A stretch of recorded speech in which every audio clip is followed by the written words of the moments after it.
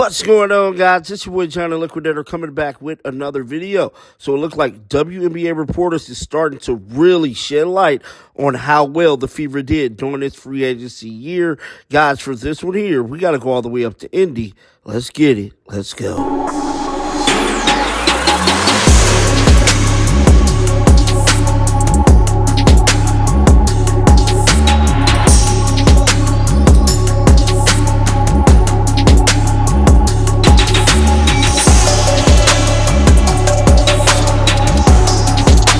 And just like that, boom, the Indiana Fever is still the talk of the town, dog, because we already know the moves that they made for the 2025 season was simply remarkable. Some people was calling this the best WNBA free agency pickup of all time.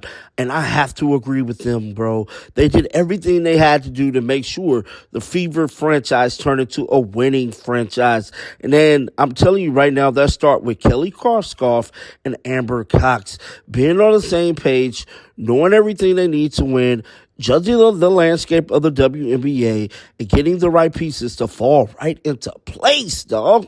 And the most shocking thing about everything is that the WNBA media created such a false narrative in regards to players actually wanting to come play with Caitlin Clark. And I'm telling you right now, people actually started to believe players did not want to go to Indiana. They did not want to play with Caitlin Clark. And then all of a sudden, boom, all this free agency news started coming out the Indiana Fever pipeline. And I'm telling you, bro, it was like Christmas morning with snow on the ground, hot chocolate. Oh, it was a wonderful day, dog. Now, before we get into the WNBA media actually showing love to Caitlin Clark, we got to talk about this photo that is currently going viral. That is her and Lisa Bluder.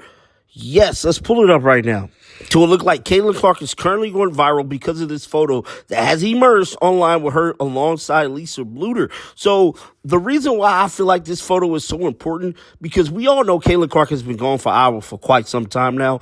And for them to still have a strong bond, a strong relationship like they have is simply amazing. Lisa Bluder is probably making sure Caitlin Clark stay on the up and up with her basketball stuff, making sure everything is still going well for her. But with all that being said, bro, let's check out what these WNBA reporters had to say. Y'all already know. Roll the footage. Last team in this contender tier, the Indiana Fever. What the heck? They went yet round of applause. That's all I can do. That's my breakdown of it. Holy, right there. What? Like, they won. They won. Hold on. Let me clear that. They didn't win like a championship. I'm not calling them a championship team. Well, championship contender. I'm not giving it to them, but they won free agency, hands down. Absolutely. Can you imagine more perfect pieces to surround Caitlin Clark with than Natasha Howard, DeWanna Bonner, Sydney Colson? We talked about it. Mm-hmm. And you re-sign Kelsey Mitchell. Automatically, that had to happen. That had to be number one on their list. I'm so happy that they were able to retain her. Mm. And then you just bring the length, the height, the defense, because that was something they were lacking so heavily last year. Then you bring in even more shooting. I'm so curious. And Aaliyah Boston is also on this roster still, you guys. Yes. I'm so curious how all of this is going to fit on the same court, but they did their thing.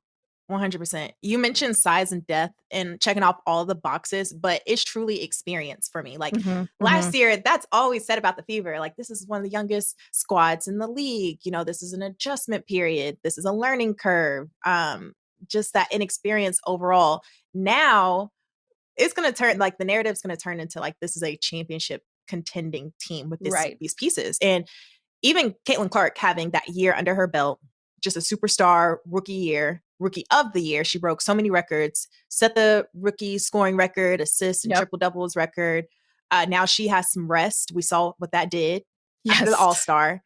Such break. A great point. Just a generational talent. And I knew they were going to do their thing when they brought Stephanie White back. Like, this is Coach of the Year from a couple of years ago. Like, the fact that she's coming back home, fact that she gets to mold, Caitlin into this even better star, and she already knows DeWanna Bonner, what she brings. I think the pieces surrounding Caitlin and the style they're going to play, like fast threes, transition, like I'm so excited to see it. And all of the bigs they got can run the floor. They can shoot threes. Like this is how you do it. This is how you build a winning franchise. And around your superstar. Like they wasted no time. And I really appreciate that. I made a video about this, but I essentially was saying, you know, Fever fans, you guys deserve this. Like you've been at these bottom feeder tiers for a lot of years. And now you shot up to this contender tier because it was smart moves that were made and you brought in just really great pieces. And I'm talking about those day one Fever fans that hadn't seen, you know, the Tamika Catching days were the last of the time you were smiling, you know, those days. But these new fans, how lucky are you? They're living. Jordan, I went to a Fever game for the first time. I was doing some work for the NBA 2K League up there in 2022. And I went, when I tell you, I had to like talk quietly because I felt like everyone could hear me. There was no one in that arena. Wow. No shade. But like to see where it's at now, like sellout crowds. Yeah. Every single time. A lot of excitement around this team. Indiana is becoming the place to be again. And just to have that restored after those Tamika Catching days, like the sky is the limit for this team. They're investing into the squad. They're going to have a new practice facility. Yes. And that's what players want. They want somewhere to, like, they want to have a locker. They want to have free meals. They want to have just not have to worry about anything. Everything secondary in basketball is like all their focus. So I think they're going to make a lot of noise this season, and it's because of the continued investment. It's because of the superstars they brought in, and I think they all work together so well. They were like the perfect fit together. Yeah, I'm really excited about this team. Like I think they were fun last season because Caitlin Clark is fun and exciting, and Aaliyah Boston was growing and getting better, and they were working together in that growth. But now it's going to be a new level of that experience, like you talked about. And it's like a level of seriousness a little bit. Like, okay, we're not coming to play anymore. Like, yeah, it was fun. We were figuring it out.